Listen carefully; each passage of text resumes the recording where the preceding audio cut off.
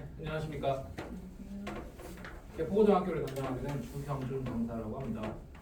먼저 목차부터 설명을 드리겠습니다. 첫 번째는 강사 소개고요. 두 번째는 개포고 수학시험의 특징, 세 번째는 제 수업의 특징, 마지막으로 이제 후기로 구성해 보았습니다. 자, 먼저 제 소개를 드리겠습니다. 고려대학교 신소재공학부를 졸업하고 난 뒤에 수학이 너무 좋아가지고 현재는 개념상상 대치본원에서 고등 수학 강사로 재직 중에 있습니다. 제 수학의 모토입니다. 문제의 맥을 짚는 수학이라고 표현을 해놨습니다. 대부분의 여기 계시는 학부모님 분들 그리고 또 학생들의 가장 큰 고민은 쉬운 문제를 풀어내면 있지 않습니다. 결국 고난도 문제, 어려운 문제를 누가 풀어낼 수 있을까가 가장 고민거리인데요. 근데 그 어려운 문제라고 하면 학생들이 연산이 많아지는 것도 어려워하지만 그건 사실 노력으로 어느 정도 극복이 가능합니다. 그런데 학생들이 극복하기 제일 힘든 부분이 단서가 많아지는 문제들입니다. 단서가 많아지게 되면 학생들이 그 단서에서 어떤 풀이법을 찾아야 될지 찾지 못해서 결과적으로는 길을 잃게 되는 현상이 많게 됩니다. 너무 전체적으로 통으로 문제를 풀려 해서 그런 건데요. 그거를 저는 이제 분석 수학이라고 부르는 방법을 통해서 학생들이 단서를 다 쪼개서 하나하나의 의미를 파악하는 과정을 통해 킬러 문항 속에 보이지 않는 단서들을 파악하는 연습을 시키려고 합니다. 자, 그러면 개포고 수학시험의 특징을 알아보기에 앞서서 대부분의 이제 고등학교 진학하게 되는 학생들 중에 실패 사례와 성공 사례에 대해서 잠깐 설명을 드리겠습니다. 우선 실패 사례입니다. 내일 학생들이 이제 개포고 같은 경우에는 반편성고사를 보게 되죠. 그리고 이제 3월에 개학을 하게 되면 슬슬 이제 대입에 대한 압박감이 오면서 의욕이 넘치는 상태에서 개학을 하게 됩니다. 이번에 고등학교 때는 성적을 좀 잘 받아야겠다라는 생각으로 막연하게 이제 공부를 열심히 해야겠다라는 마음가짐으로만 입학을 하게 되는데요. 다만 이제 3월 달에 들어서게 되면 중학교하고는 비교할 수 없을 정도로 과제량이나 수행평가 그리고 또 3월 중순에는 모의고사도 계획되어 있죠. 그런 것들 때문에 치여가지고 순 공부 시간이라고 부르는 시간들이 하락하게 됩니다. 그러다 보면 학생들이 이제 불안감을 느끼게 될 거고요. 어느 정도 정신을 차리니까 이제 4월입니다. 4월이면 중간고사까지 한 달의 시간밖에 안 남지 않았습니다. 그러니까 학생들이 이제는 중간고사를 좀 대비를 해야 될 것 같은데 하면서 공부를 하려고 하는데 문제는 이 시기에 수행평가가 더더욱 과중이 됩니다. 수학뿐만 아니라 타 과목도 마찬가지인데요. 그러다 보면 수행평가에 치여가지고 또다시 시험 대비를 제대로 하지 못하는 상황에 이르게 되고요. 그러다 보면 중간고사에서 중학교 때는 받지 못했던 점수, 원점수 상으로 한 60점, 50점대도 많이들 이제 받게 됩니다. 물론 그렇다고 해서 상대평가 상으로는 3등급 정도의 수준이지만 지금 이제 3등급을 목표로 하진 않잖아요. 그러니까 중간고사 때 그렇게 폭락을 하게 되면 이제 기말고사 때 그거를 만회해야겠다는 막연한 생각으로 또다시 계획 없이 접근을 하게 되고요. 그러면 앞에 있었던 과정을 그대로 거쳐서 결국에 기말고사 때 회생 불가능한 점수를 받게 됩니다. 그러고 나면 1학년 1학기가 끝났음에도 불구하고 내신은 이제 슬슬 틀린 건가라는 생각으로 정시 쪽으로 돌리게 됩니다. 수능을 준비하게 되는 건데요. 다만 문제는 1학년 1학기가 끝나고 난 뒤에 정시까지는 2년의 시간이 남았습니다. 그러다 보니까 학생들도 그리고 학부모님 분들도 조금 느슨해진 공부를 택하게 마련입니다. 그러다 보면 결국 정시와 그리고 내신도 둘 다 잡지 못하는 결과에 이르게 됩니다. 저한테 이제 지도를 받게 될 그리고 이제 여기 계신 학부모님 분들, 학생들은 성공 사례에 해당해야겠죠. 성공 사례를 알아보겠습니다. 우선 남들이 정신없이 다른 과제나 이런 것들에 치일 3월 달에 수학에 좀 많이 집중하는 것이 좋습니다. 수학이라는 과목 자체가 워낙에 실력을 높이는 데 있어서 시간이 오래 걸리는 과목이다 보니까 3월 달에 수학에 집중하게 되면 이제 어느 정도 이제 기출 문제나 그리고 유형별 문제가 풀리게 되면 4월 달이 되면 어느 정도 이제 수학의 비중을 좀 줄일 수 있게 됩니다. 수학의 비중을 줄인다는 것이 수학 공부를 적게 한다는 표현이 아니고 이제는 더 이상 문제를 많이 푸는 것이 아닌 한 문제 한 문제를 풀어도 제대로 풀어내고 그리고 또 기출 문제와 그리고 학교 프린트 그 외에 이제 그 실전 감각을 기르게 되는 그런 시간이라고 보시면 될 것 같습니다. 그러고 나서 4월 달에 이제 수학 비중이 줄면서 다른 수행평가나 타 과목 마무리 단계에 돌입하게 되고요. 그러다 보면 중간고사 때 원하는 점수를 어느 정도는 얻을 수 있을 것 같습니다. 그러고 나면 고등학교 내신도 중학교와 크게 다르지 않네라는 생각과 함께 자신감을 얻게 될 거고요. 그러다 보면 기말고사 때는 다시 한번 더더욱 좋은 점수를 얻게 되겠죠. 1학년 1학기가 마쳤습니다. 그러면 점수가 어느 정도 확보가 됐으니까 이제는 더 탄력을 받아서 여름방학 때는 계획을 철저히 세워서 정시와 그리고 내신 두 가지의 문을 모두 두드릴 수 있는 그런 학생이 될 수 있을 것입니다. 가장 관심 있으실 부분이 여기인 것 같습니다. 개포고 수학시험의 특징입니다. 우선 개포고등학교 작년 1학년 1학기 1컷 평균입니다. 80점이라고 얘기가 되어 있고요. 평균이라고 작성하는 거는 2023년, 2024년 그리고 작년에 이르기까지 3년에 걸친 평균을 낸 것이고요. 총 대치학군에 있는 주요 학교들 12개의 학교 중에서 9위에 해당하는 성적입니다. 꽤나 낮은 성적이라고 볼 수 있겠죠. 그 다음에 2학기 1컷 평균은 조금 더 낮아져 있네요. 7점 정도로 이제 확보가 되어 있습니다. 그것도 8위로 꽤나 낮은 점수에 이르게 됩니다. 성취도 A 비율입니다.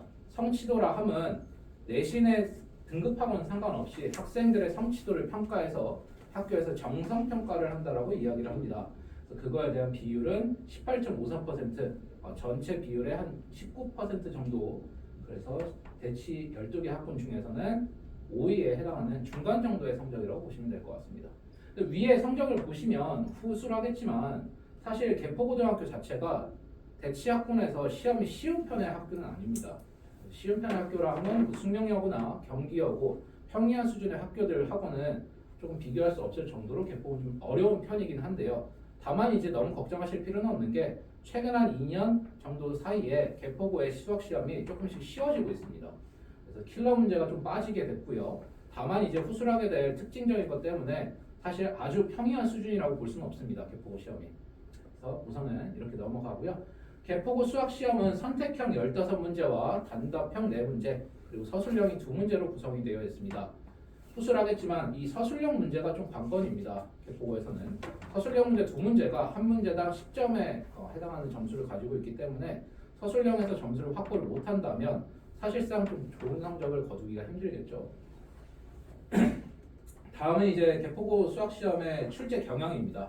교과서가 한 50% 정도 나오고요. 그리고 프린트가 한 50%라고 이야기를 해놨는데 사실 이것도 좀 보수적으로 잡았을 뿐 교과서의 비중이 조금 더 적다라고 보시면 될 것 같습니다. 학교 프린트에 대한 연관성이 굉장히 많은 편이고요. 그 학교 프린트는 모의고사 기출을 기반으로 합니다. 그래서 한 40문제에서 한 60문제 정도의 문제들을 제시를 하게 되고요. 그 문제들 중에서 일부가 학교 시험에서 반영이 된다고 보시면 될 것 같습니다.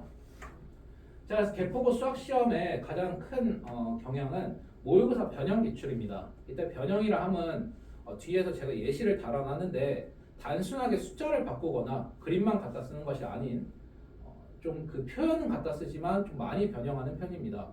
그래서 뭐 적게 변형하는 문제도 있지만 꽤나 많은 변형을 거치는 문제도 있기 때문에 학생들이 모의고사 기출을 풀었다 하더라도 이게 반영이 됐는지 체감하기는 좀 어려울 수도 있습니다. 두 번째는 개포고 최근 5개년의 내신 기출을 반영하기도 합니다. 그런데 사실 내신 기출을 반영을 하더라도 이전에 있었던 프린트들, 모의고사 기출이라는 것 자체가 많이 바뀌지 않기 때문에 사실 이거와 연관되게 내신 기출이 반영이 된다고 보시면 될 것 같습니다. 그래서 다음에는 지필고사에 대해서 말씀을 드리겠습니다. 크게는 지필고사와 수행평가로 이루어져 있을 건데요. 좀 더 자세하게 보겠습니다. 선택형 15문제, 단답형 4문제, 서술형이 2문제로 2024년과 2025년에 똑같은 경향을 따르고 있습니다. 2023년에는 조금 달랐습니다. 그래서 선택형이 조금 더 많았고요. 단답형이 그때는 없었습니다. 그래서 그렇게 구성이 되어 있었지만 최근 2년 동안은 이 유지를 하고 있기 때문에 올해도 이렇게 유지가 되지 싶습니다. 난이도 배정은 다음과 같습니다. 하문항이 5문항이고요. 중문항이 9문항, 상문항이 7문항이 되고요. 극상문항, 다시 말하면 킬러 문제라 하면 한 문제도 출제가 되지 않고 있습니다. 배점은 3점, 3점부터 5점, 0점. 그래서 단답형 같은 경우는 5점, 0점이고요. 그 다음에 선택형 같은 경우에는 3점, 3점부터 4점, 7점까지 구성이 되어 있습니다.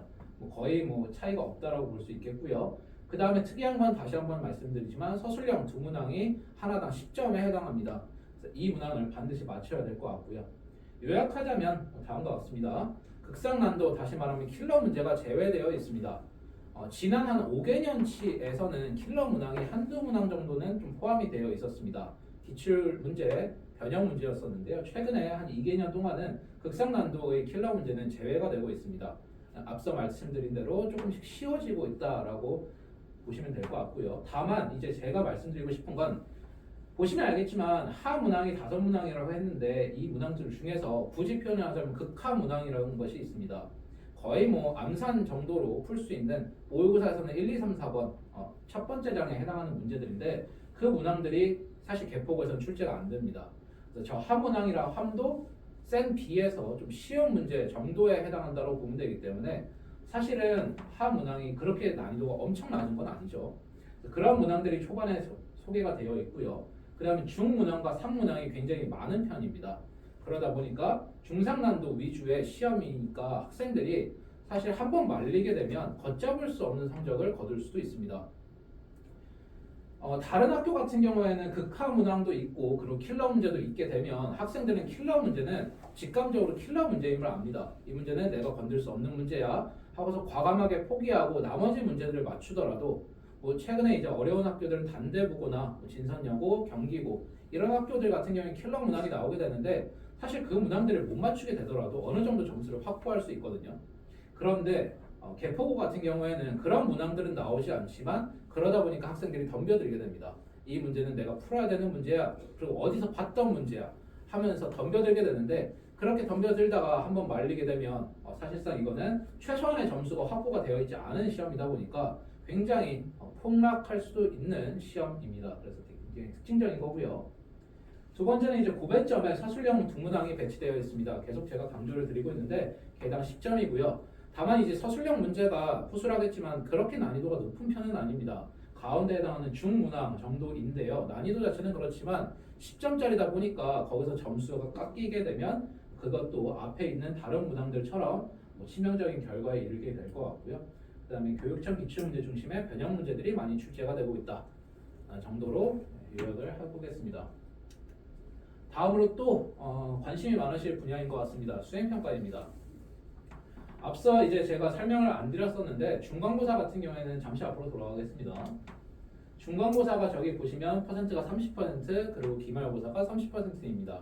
그 상태로 수행평가에 오시게 되면 수행평가가 총 40%입니다.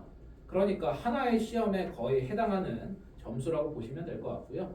그래서 두 가지 크게 수행평가가 갈리게 됩니다. 첫 번째는 수학 프로젝트라고 하는 내용입니다. 어머니분들 적기 힘드시면 찍으셔도 상관없습니다. 첫 번째는 수학 프로젝트라고 하는 내용인데 수학 프로젝트가 타 학교 같은 경우에 수행평가가 총 두 가지로 구성이 되어 있는 경우가 많습니다. 첫 번째 주제 탐구라고 부르는 내용이고요. 두 번째는 독서 활동이라고 하는 내용입니다. 타 학교 같은 경우에는 그렇게 두 가지로 해서 뭐 20%나 30% 정도의 비율을 가지고 있는데 개포고는 좀 특징적인 게 그 두 가지가 하나로 합쳐져 있습니다. 수학 프로젝트라는 이름으로 보시면 알겠지만 5월 말에 시행을 하게 되니까 5월 말이면 이제 중간고사가 끝나고 난 뒤죠. 그때 되면 대단원으로 1단원, 다항식하고 2단원, 방정식과 부등식까지가 거의 시험 범위입니다. 그 시험 범위에 해당하는 내용에 대한 질문을 선정하고 난 뒤에 그 질문과 관련된 또 도서를 선정을 해야 됩니다. 그러니까 두 가지가 합쳐져 있다고 보시면 될 것 같고요. 그렇게 하고 난 뒤에는 A4 용지 3분의 1 이상의 분량을 가진 보고서를 작성을 하게 됩니다. 그 보고서에 대한 뭐 평가 기준이라든지 이런 것들도 다 공개가 되어 있어가지고 그거에 맞춰서 저희가 이제 준비를 시킬 생각인 거고요. 두 번째는 포트폴리오입니다. 이 포트폴리오가 개포고에서 가장 특이한 수행평가라고 볼 수 있겠는데요. 수시로 시행을 하게 되고요. 죄송합니다. 20% 정도 비율을 가지고 있습니다. 크게는 두 가지인데요. 첫 번째 교과서 검사라는 게 있습니다. 그래서 교과서 검사를 하면 과제당 1점 만점으로 해놨는데요. 이게 이제 총 1학년 1학기 내용 그러니까 공통수학 1이 총 한 9개의 대단원으로 중단원으로 구성이 되어 있습니다. 하나당 한 번씩 검사를 한다고 보시면 될 것 같고요. 그 교과서 검사에서는 교과서에 있는 문제들, 대단원 문제가 주로 되겠지만 그 문제들을 제대로 풀어냈고 또 그거에 대한 성찰 일지를 또 다시 작성해야 됩니다. 뭐 성찰 일지라 해도 아주 복잡한 내용은 아니고요. 학생들이 이 단원을 배우고서 어떤 것들을 알게 됐는지 또 어떤 것들을 배우게 됐고 앞으로는 어떤 걸 배우게 될지 정도를 서술하는 성찰 일지까지 검사를 하게 됩니다. 이 두 가지가 각각 10%로 총 20%의 포트폴리오라는 수행평가가 진행이 됩니다. 그래서 제가 이제 전에 개포고 학생들한테 들어보니까 이 교과서 검사에서 생각보다 점수를 좀 깎이는 학생들이 있다라고 들었습니다. 사실 남학생, 여학생을 구분하지 않고 성실하지 않다면, 그리고 솔직히 말씀을 드리면 학생들이 좀 교과서를 무시하는 경향이 좀 있긴 있습니다. 좀 문제가 좀 쉽다 보니까 교과서를 좀 무시하면서 대충대충 푸는 경향이 있는데, 이게 배점이 1점 만점인데요. 잘하면 1점이고요. 그 다음에 좀 어느 정도 성취도가 중간이면 0.5점 점수도 있습니다. 그리고 이제 아예 안 되어 있으면 0점으로 처리가 되는데요. 그러다 보니까 이제 1점 만점을 받는 거 그리 어렵진 않지만 0.5점을 받는 학생들도 꽤나 많다라고 들었습니다. 좀 미흡하게 되면 거기서 점수가 깎이게 되면 학부모님분들 보시면 지금 앞에서 우리가 아무리 서술형이나 지필고사를 열심히 준비를 했더라도 그 시험을 잘 봐도 30%입니다. 그런데 만약에 여기서 1점이 깎이게 되면 보시면 알겠지만 1%입니다. 그 정도면 지필고사에서 한 문제에 해당하는 문제이기 때문에 이렇게 성실하지 않은 걸 바탕으로 해서 한 문제가 나가게 된다? 굉장히 치명적일 것 같습니다. 그러다 보니까 뭐 1점이네 얼마 안 되네 라고 생각하시기에는 너무 큰 비중을 차지하고 있기 때문에 학생들이 반드시 이걸 챙겨야 될 것 같고요. 학원에서 이걸 도와줘야겠죠, 당연히. 그래서 그거에 대해서 잠깐 말씀을 드리면, 수학 프로젝트 같은 경우에는 앞서 말씀드린 대로 다른 학교도 주제 탐구와 독서 활동이라는 걸로 실제로 다 시행을 합니다. 그 두 가지가 합쳐져 있는 게 그냥 개포고의 특징인데, 그러다 보니까 저희가 이제 데이터들이 많아가지고 학생들이 어떤 주제를 가지고 썼을 때 좀 좋은 점수를 받을 수 있고 쓸만한 내용들이 많은지, 그리고 또 어떤 도서를 선정했을 때 그 내용과 관련된 것들을 쓸 수 있는지. 사실 학생들 입장에서는 이 수학 프로젝트 주제 탐구라는 질문 선정이라는 것이 주로 어떤 내용이냐면요. 제가 예시를 들어보겠습니다. 공통수학 1에서 중간 정도 시험 범위에 중간고사 중간 정도 시험 범위에 복소수라는 단원이 있습니다. 그럼 복소수라는 단원 자체가 허수, 다시 말하면 존재하지 않는 수에 대해서 다루게 되는 단원인데요. 그러면 질문 선정은 다음과 같습니다. 고등학교 때는 단순하게 허수가 무엇인지 또 허수로 할 수 있는 건 무엇인지 정도 연산 정도를 배우게 되는데, 사실 허수를 왜 배우는지에 대해서는 설명을 하지 않고 있습니다. 이해하기 어려우니까 그렇겠지만, 그러면 질문 선정은 다음과 같습니다. 허수라는 건 왜 배우고, 그래서 허수라는 걸 배움으로써 나중에 우리는 어떤 이득을 취할 수 있고, 그래서 대표적으로 이제 복소평면이라는 내용이 있습니다. 대학교 과정인데요. 대학교 과정에 있는 복소평면을 끌고 와서 복소평면으로는 이제 거시 세계, 다시 말하면 우주 같은 그런 거시 세계를 관찰하는 데 있어서 복소평면이 필요하기 때문에 그런 식으로 이제 저희가 주제 탐구를 이제 산정을 해주면 학생들이 그거에 따라서 뭐 논문이라든지 아니면 이제 인터넷에 있는 검증된 자료들을 바탕으로 해서 보고서를 작성하게 되고요. 그거와 관련된 도서도 저희가 이제 선정을 해주면 그중에 학생들이 골라가지고 보고서를 작성하게 됩니다. 보고서를 작성하고 난 뒤에 사실은 저도 마찬가지였지만 요즘 학생들은 더더욱이나 책을 많이 안 읽는 것 같습니다. 그래서 뭐 핸드폰이나 그런 영상에만 좀 치중이 되어 있는 경우가 많은데, 그러다 보니까 글짓기가 좀 자연스럽지 않은 것 같습니다. 요즘 뭐 AI 같은 챗GPT나 이런 것들로 쓰기도 하지만 사실 그런 것들은 학교에서 다 걸러내거든요. 그래서 그런 것들을 사용하기보다는 본인의 힘으로 좀 써야 되는 경우가 많은데, 쓰게 되면 이제 좀 문맥적으로 좀 어색한 것들도 많고 이러다 보니까 저희가 이제 뒤에 첨삭을 하게 됩니다. 저희가 대신 써줄 수는 없고 첨삭 정도는 가능하기 때문에 첨삭을 바탕으로 해서 학생들이 조금 더 자연스러운 문장이 될 수 있도록, 그리고 또 앞뒤 내용이 이어질 수 있도록 저희가 이제 도와줄 생각이고요. 두 번째 이제 포트폴리오입니다. 이건 사실 이제 저희가 아무리 강조를 해도 직접 검사하지 않으면 학생들은 좀 놓치게 마련입니다. 앞서 말씀드린 대로 저희가 아무리 지필고사를 열심히 준비를 시켰더라도 사실 전체적인 등급 자체가 안 나오게 된다면 학부모님분들 그리고 학생들은 뭐 실망을 하겠죠. 그러니까 저희도 이제 저는 이제 교과서를 직접 들고 오게 할 생각입니다. 직접 들고 오게 해서 한 단원이 끝나기 전에 어차피 저희가 더 앞서 갈 거기 때문에 내용 자체가 교과서를 미리 좀 검사를 해가지고 완벽하게 되어 있는지, 되어 있지 않은 학생들은 저희가 이제 후술하게 될 클리닉 시간이나 이런 것들을 통해서 조금 더 이제 완벽하게 할 생각이고요. 성찰일지 같은 경우에는 사실 뭐 큰 비중을 차지하고 있지는 않아가지고 성찰일지는 어느 정도 그냥 내용에 대해서 적게 된다면 만점을 주는 걸로 알고 있습니다. 중요한 건 이제 교과서 검사겠죠. 자, 그럼 수행평가에 대해서 좀 말이 길었고요. 그러면 개포고 수학시험 지필고사의 기출 연계율이라고 하는 것을 좀 살펴보겠습니다. 자, 우선 왼쪽에 있는 거는 2019년 교육청 6월 28번 문제이고요. 그리고 오른쪽에 있는 건 작년 개포고 1학기 중간 20번 문제입니다. 20번 문제라 함은 그러니까 개포고가 지필고사가 21번까지 있거든요. 그렇게 20번에 해당하는 문제는 서술형 문제인 겁니다. 서술형 문제인데 이 서술형 문제가 왼쪽에 보시면 교육청 문제와 굉장히 흡사합니다. 뭐 조건 자체도 똑같고요. 위에 있는 2차 다항식이라는 내용도 똑같고 조건도 가조건이나 나조건도 숫자만 달라졌을 뿐 거의 뭐 동일합니다. 그리고 또 물어보는 것도 동일합니다. 이런 식으로 서술형 같은 경우에는 그렇게 많은 변형을 하지 않고 또 기출 문제가 변형이 됐더라도 이 정도 수준으로 변형이 되는 경우도 많습니다.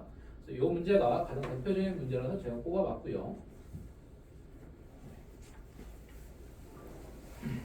다음에 소개해드릴 거는 이제 기출문제 또다시 변형입니다. 근데 앞서 말씀드린 대로 변형이 됐는데 바로 앞에서 봤던 그 20번 문제와는 차원이 좀 다릅니다. 이거는 표현을 갖다 쓰긴 했습니다. 두 자연수고요. 그리고 또 어떤 복소수의 허수의 제곱이 4라는 것도 똑같고요.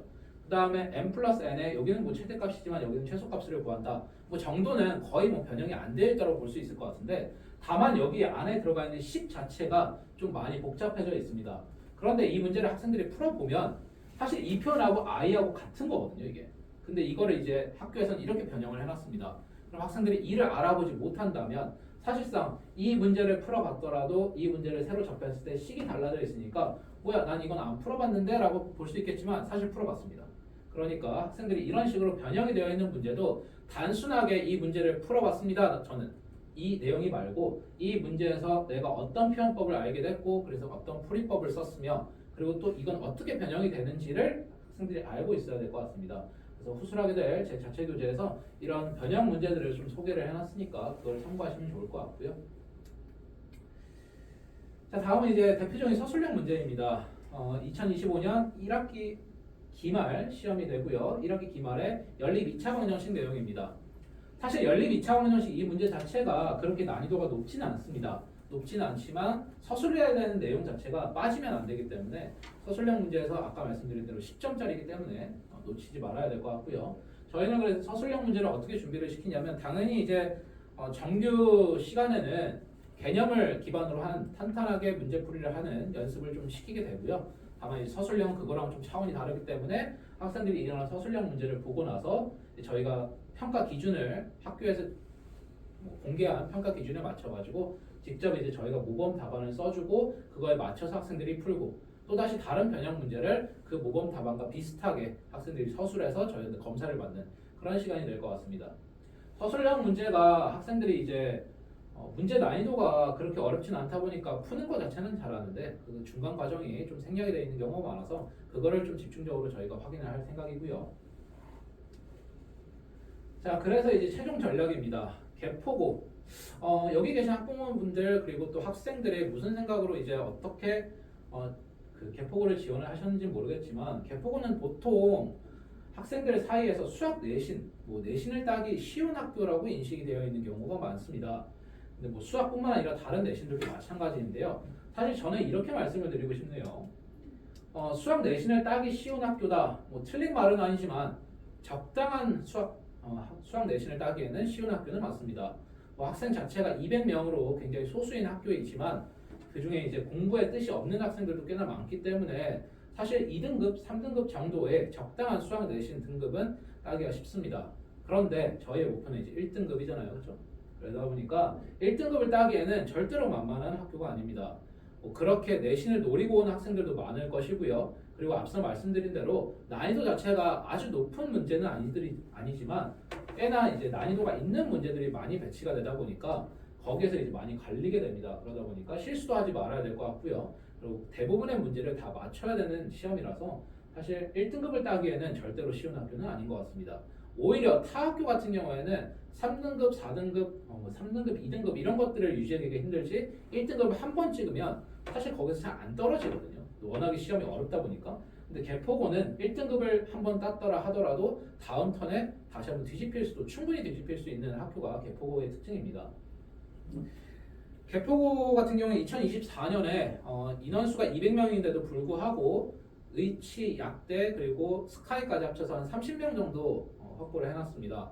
의치, 약대가 한 10명 정도고요. 그리고 서울대가 3명, 그리고 연세대가 7명, 고려대가 9명으로 30명 정도의 가량의 학생들이 이제 의치안 그리고 스카이에 진학을 하게 됐는데요. 물론 여기에는 이제 중복 합격도 있기 때문에 그런 것들이 뭐 그리고 재수생도 사실은 다 포함을 시키거든요 학교에서는.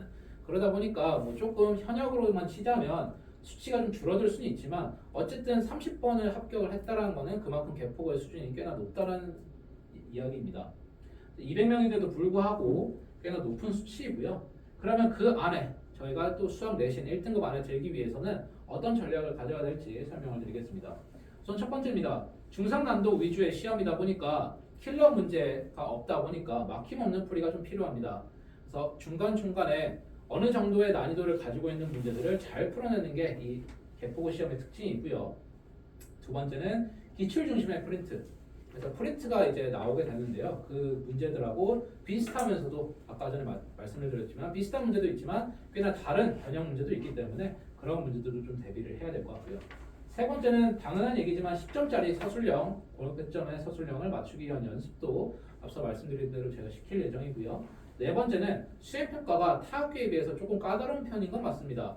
챙겨야 될 게 좀 많다 보니까 꼼꼼함이 반드시 장착이 되어 있을 것 같고요. 자, 그래서 이 1, 2, 3, 4번을 저희는 이제 어떻게 준비를 시킬 거냐면 5번에 있는 100보다 120을 목표로 하는 공부가 필수라고 적어놨습니다. 개포고 시험의 특징 자체가 중상난도의 위주의 시험이다 보니까 애매하게 공부를 하게 되면 티가 안 나는 경우가 굉장히 많습니다. 그래서 100 정도의 내가 노력을 바탕으로 해서 100 정도의 성적을 거두겠다라고 한다면 사실 개포고는 그것보다 훨씬 낮은 성적을 거둘 수도 있습니다. 킬러 문제가 없다 보니까 앞서 말씀드린 대로 어느 정도의 점수가 확보가 되어 있지 않은 시험이고요. 그러다 보니까 저희는 이제 그거보다 높은 수준의 공부를 좀 시킬 생각입니다. 킬러 문제는 안 나오지만 사실 개포고는 최근 2년 동안만 안 나온 거지 그 전에는 킬러 문제가 좀 소개가 되긴 했었습니다. 그리고 학교 프린트에도 킬러 문제는 소개가 되어 있기 때문에 그래서 저희는 그 킬러 문제까지도 그라운드 문제도 전부 다 챙기는 그렇게 해야 그렇게 해야 중상난도 위주의 시험을 1번처럼 막힘없이 풀 수 있겠습니다. 그런 식으로 저희는 이제 개포고를 준비를 시킬 생각이고요. 자, 그러면 개포고 수학 시험의 특징을 알아봤으니까 제 수업의 특징을 말씀드리겠습니다.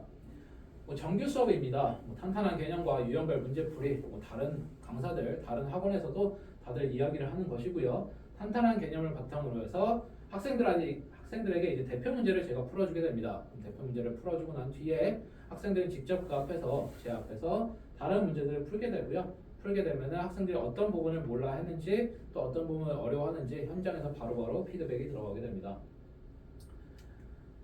자, 그래서 정규 수업은 다음과 같습니다. 수요일과 토요일 6시부터 10시까지 수업을 하게 되고요. 후술하게 될 클리닉이라는 것이 토요일에 계획이 되어 있습니다.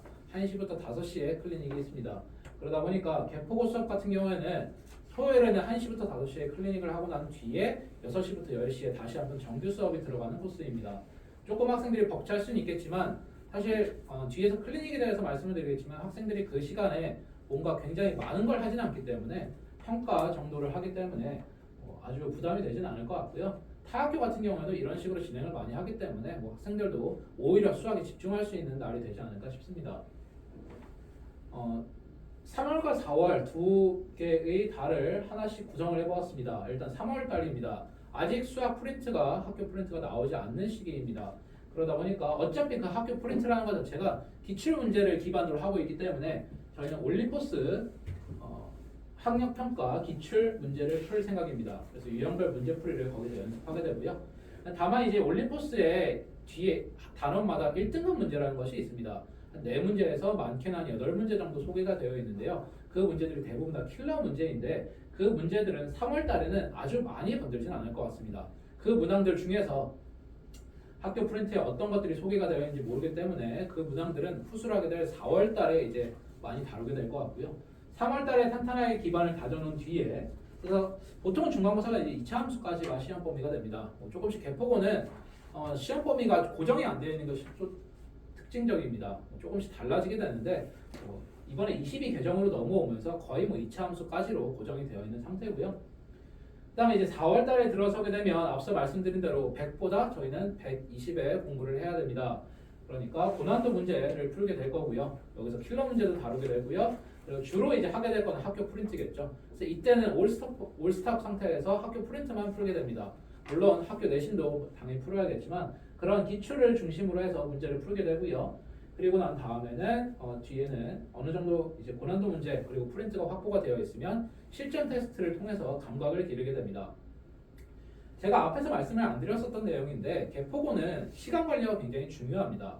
한 문제 한 문제 거의 쓰이게 되는 시간이 비슷하기 때문에 한 문제 한 문제 풀음으로써 학생들이 어떤 전략을 가져야 되는지 반드시 세워야 될 필요가 있습니다. 그래서 그거를 저는 실전 테스트 때 좀 확보를 할 생각이고요. 다만 실전 테스트만 진행하는 것이 아닌 학생들마다 이제 여기 4월 8일까지 11회차까지 오게 되면 개개인별로 약점이 되는 문제 유형 혹은 단원들이 있을 것입니다. 그 문제들에 대해서는 약점 체크라는 내용을 바탕으로 해서 다른 문제들을 변형 문제들을 풀게 될 것 같고요. 그런 식으로 실전 감각과 그리고 개개인별로 약점을 보완하는 작업이 주로 진행이 될 것 같습니다. 보통 이제 4월 말이 시험이기 때문에 그래서 4월 22일과 25일에는 시험 직전 자료라는 것으로 우선은 대체를 해놨습니다. 이때도 시험이 조금 더 늦어진다면 이 뒤에도 실전 테스트를 조금 더 진행할 수도 있고요. 그래서 직전 자료와 그리고 직전 보관까지 모두 다 시험 끝까지는 저희가 책임을 지게 될 것 같습니다. 자, 그러면 토요일에 1시부터 5시까지 진행이 될 클리닉에 대한 내용입니다. 우선은 클리닉은 테스트가 주가 됩니다. 저는 매일 테스트를 보는 것이 아닌 주간 테스트를 진행을 합니다. 주간 테스트는 학교 기출과 그리고 모의고사 기출 그리고 일주일 동안 학생들이 이제 질의응답지를 저한테 제출을 하게 되는데요. 그 질의응답지를 바탕으로 해서 몇 개의 문제를 좀 뽑아낸 다음에 그 문제들을 적절히 섞어가지고 주간 테스트를 진행을 합니다. 그 다음에 이제 약점 체크라고 제가 적어놨는데요. 뒤에 소개해드릴 자체 교재에서 학생들이 이제 개개인별로 부족한 문제들을 좀 더 풀게 되고요. 그렇게 풀고 나면 이제 셀프 피드백이라고 제가 적어놨는데 주간 테스트를 보고 약점 체크 문제를 풀게 되면 저한테 바로 달려오는 것이 아닌 학생들이 직접 그 문제들에 대한 오답풀이를 하고 또 그거에 대해서 생각을 하고 난 뒤에 그 다음에 이제 제가 직접 학생들하고 1대1로 질의응답을 진행을 하게 됩니다. 그래서 제가 거기서 4시간 동안 상주를 하게 되는데요. 그때 이제 학생들이 테스트에서 혹은 약점 체크에서 몰랐던 문제들 혹은 평소 수업 시간에 본인이 조금 헷갈렸던 개념들 이런 것들을 조금 더 보완하는 시간이라고 보시면 될 것 같습니다.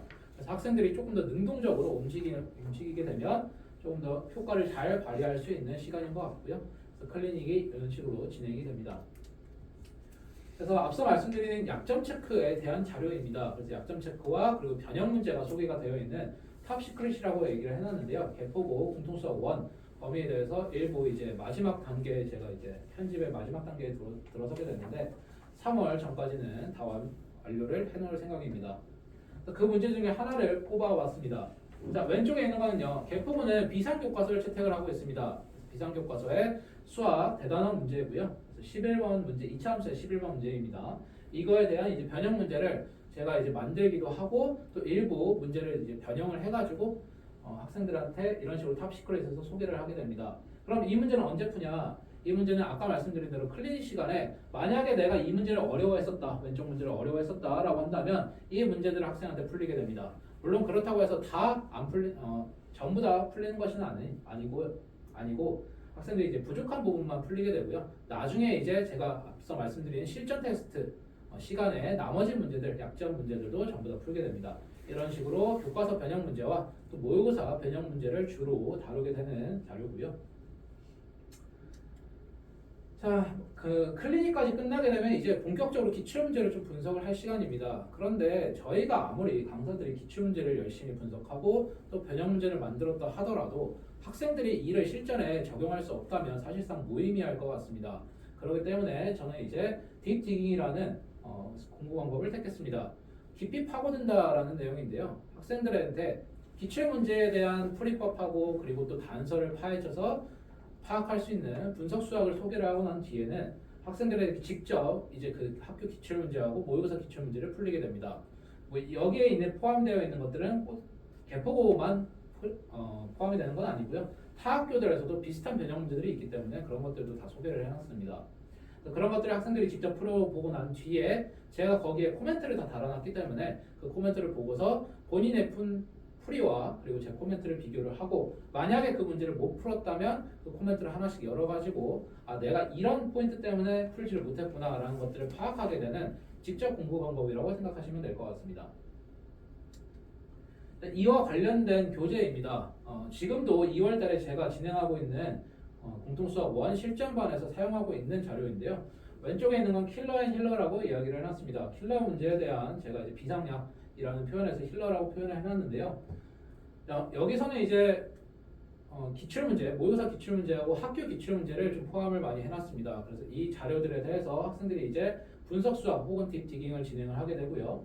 오른쪽에 있는 건 지금도 사용하고 있는 타임어택이라는 훈련입니다. 그래서 중상난도 센 B 수준의 문제들을 20문제를 꼽아와서 그 문제들을 30분 안에 풀어내는 연습을 시키고 있습니다. 30분 안에 모두 다 맞추면 좋겠지만 사실 저희의 목표는 모두 다 맞추는 것이 아닙니다.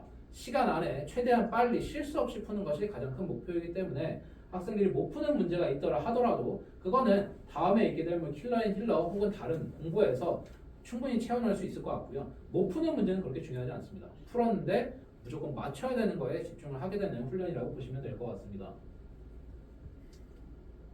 자, 이거는 이제 킬러 앤 힐러에 있는 문제 중에 한 문제를 꼽아왔습니다. 그래서 이런 식으로 위에 기출문제가 소개가 되어 있고요. 그거에 대한 코멘트가 밑에 달려 있으면 이 코멘트를 하나씩 보고 나서 학생들이 먼저는 이제 코멘트를 좀 가려놔야겠죠. 가려놓고 난 뒤에 위에 문제를 풀게 됩니다.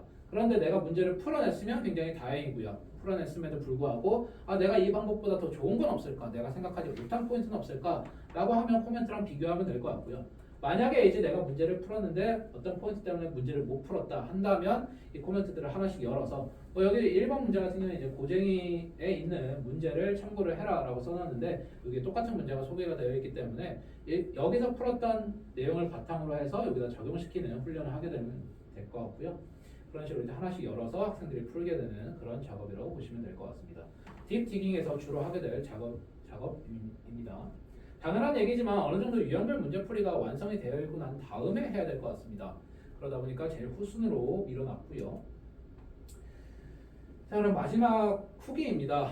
저한테 이제 지도를 받았던 학생들을 좀 소개를 해놨는데요. 첫 번째 학생은 저하고 중3 2학기에 처음 만나게 됐습니다. 그래서 이 학생 같은 경우에는 중3 2학기 기말 정도에 만나게 돼가지고 사실상 이제 고등학교 선행을 저하고 같이 하게 됐는데요. 이 학생은 이제 대부분의 학생들이 좀 그렇지만 중학교 때는 수학을 꽤나 잘하는 학생이었습니다. 그래서 1학년 때, 2학년 때 꽤나 잘하다 보니까 성적이 잘 나오니까 자신감도 좀 있는 상태였고요. 그러다 보니까 흥미도 있었는데 점점 선행을 많이 하게 되고 중3 내용에 들어서면서 수학이 좀 어려워지다 보니까 성적이 낮아지게 되면 그거와 똑같이 이제 흥미도 좀 잃게 되는 시기에 저하고 만나게 됐습니다. 그래서 수학에 대해서 흥미를 잃게 되다 보니까 수학을 좀 안 하게 되는 악순환에 이르게 됐고요. 그래서 중3 2학기 때 저하고 만나는 다음에 선행을 이제 탄탄하게 제가 이제 설명을 했는데 분석 수학도 이제 많이 도입을 했습니다. 그래서 좀 어느 정도 기반이 다져지던 찰나에 1월 달 초였었나요? 그때 이제 전과목 윈터스쿨에 입성한다라고 이야기를 하더라고요. 그래서 제가 이제 좀 말렸습니다, 사실은. 왜냐하면 수학이 선행이 많이 되어 있지 않은 상태였고 그마저도 탄탄하게 되어 있지 않은 상태였기 때문에 수학하고 영어 쪽에 좀 치중하는 것이 어떻겠느냐 겨울방학 때라고 이야기를 했는데 타 과목에 대한 불안감도 물론 이해를 합니다만 어쨌든 좀 말렸는데 결과적으로는 입성을 하게 됐습니다. 우려했던 대로 3월 달에 제 반에 다시 오게 됐는데요. 그때 이제 수학도 좀 흔들려 있는 상태에서 합류를 하게 됐습니다. 그래서 3월 달부터 다시 한번 개념을 탄탄하게 잡고 문제풀이를 생각하는 훈련을 많이 시키고 난 다음에 2학기에 들어서는 이제 1등급의 성적을 거두게 됐습니다. 첫 번째 학생은 그런 학생이었고요. 두 번째 학생은 사실은 이 학생 같은 경우에는 중학교 때 수학을 그렇게 잘하진 못했습니다. 70점에서 80점 정도의 성적을 거두고 있는 중학교 때는 이제 중위권 정도라고 얘기를 할 수 있겠는데요. 이 학생 같은 경우에는 수학에 자신감이 많이 없는 상태였고 또 수학 자체를 좀 많이 두려워하던 학생이었습니다. 저하고 마찬가지 똑같은 시기에 중3 2학기 기말고사쯤에 이제 저하고 만나게 됐고요.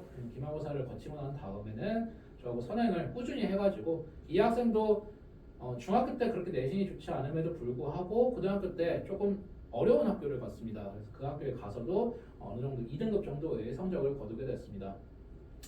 자, 마지막은 이제 고3 학생입니다. 작년 같은 경우에 제가 고3도 했기 때문에 고3 학생은 이제 작년에 수능을 보게 된 학생입니다. 이 학생하고는 고등학교 2학년 2학기 때 이제 주로 만나게 됐고요. 그 당시에는 이제 모의고사 그리고 내신도 4등급에서 한 5등급 수준으로 수학이 거의 많이 흔들려 있는 상태에서 저하고 만나게 됐습니다. 그래서 고등학교 2학년 2학기 때 만나고 난 다음에 하나하나 천천히 저하고 이제 모든 과목을 선택 미적이라고 이야기를 하죠. 이 학생 같은 경우에는 선택 미적까지 같이 하게 됐고요.